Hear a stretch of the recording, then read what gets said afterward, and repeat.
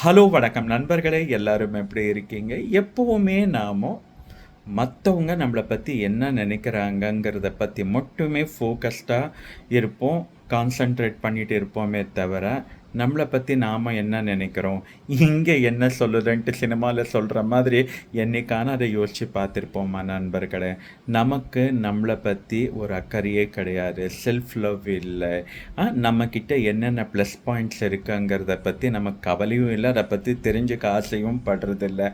சதா சர்வ காலமும் மத்தவங்களுக்கு நம்மள பத்தி கவலையே இல்ல நண்பர்களே. நாமெல்லாம் அவங்களுக்கு ஒரு பொருட்டே இல்ல.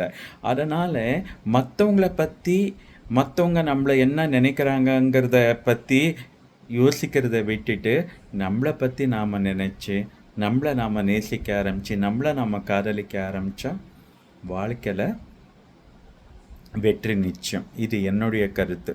இதுக்கு உங்களுடைய வியூஸ் என்ன இருந்தாலும் எனக்கு சொல்லுங்க. ஆம் ஐ ரைட் நண்பர்களே?